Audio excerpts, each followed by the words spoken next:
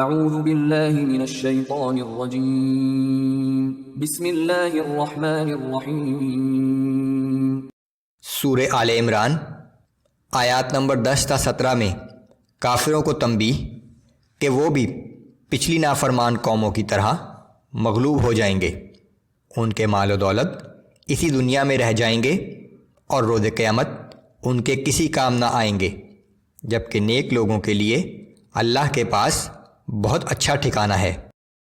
اعوذ باللہ من الشیطان الرجیم۔ ان الذین کفروا لن تغنی عنہم اموالہم ولا اولادہم من اللہ شیئا واولئک ہم وقود النار۔ بے شک جن لوگوں نے کفر کیا، نہ ان کے مال انہیں اللہ کے عذاب سے بچا سکیں گے اور نہ ہی ان کی اولاد، اور ایسے ہی لوگ جہنم کا ایندھن ہوں گے۔ كدأب آل فرعون والذين من قبلهم كذبوا بآياتنا فأخذهم الله بذنوبهم والله شديد العقاب۔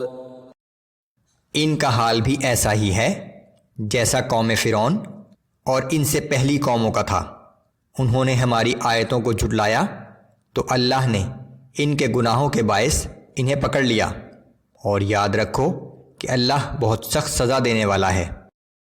قل للذین کفروا ستغلبون وتحشرون الى جہنم وبئس المہاد۔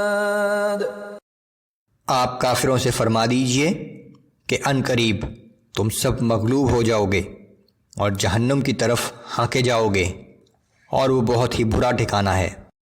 قد كان لكم آية في فئتين التقتا فئة تقاتل في سبيل الله وأخرى كافرة يرونهم مثليهم رأي العين۔ بے شک تمہارے لیے ان دو جماعتوں میں جو باہم نبرد آزما ہوئی تھیں ایک نشانی ہے، ایک جماعت اللہ کی راہ میں جنگ کر رہی تھی اور دوسری جماعت کفار کی تھی جو اپنی آنکھوں سے انہیں اپنے سے دو گنا دیکھ رہی تھے۔ یہ آیات جنگ بدر کے پس منظر میں نازل ہوئیں۔ واللہ یؤید بنصرہ من یشاء ان فی ذلک لعبرۃ لأولی الابصار۔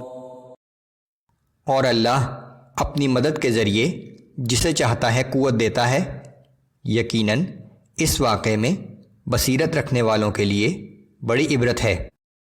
زین للناس حب الشہوات من النساء والبنین والقناطیر المقنطرة من الذهب والفضة والخیل المسومة والانعام والحرث۔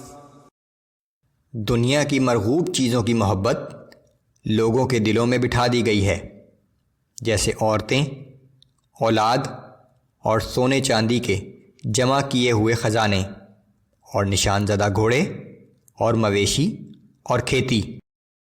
ذلك متاع الحیاة الدنیا واللہ عنده حسن المآب۔ لیکن یہ سب چیزیں تو صرف دنیا کی زندگی میں برتنے کا سامان ہے، اور بہترین ٹھکانہ تو اللہ ہی کے پاس ہے۔ یہ سب چیزیں اہم ہیں لیکن زندگی کا مقصد نہیں ہے۔ یہی بات سورہ کہف میں ایک مختلف انداز میں بیان کی گئی ہے کہ اے پیغمبر صلی اللہ علیہ وآلہ وسلم، آپ ان سے کہہ دیجئے کہ کیا ہم تمہیں ایسے لوگ بتائیں جو اعمال کے اعتبار سے بڑے خسارے میں ہیں؟ یہ وہ لوگ ہیں جو ساری زندگی اس دنیا ہی کے لیے جدوجہد کرتے رہے اور یہ سمجھتے رہے کہ ہم کوئی بھلا اور اچھا کام کر رہے ہیں۔ قل اؤنبئکم بخیر من ذالکم۔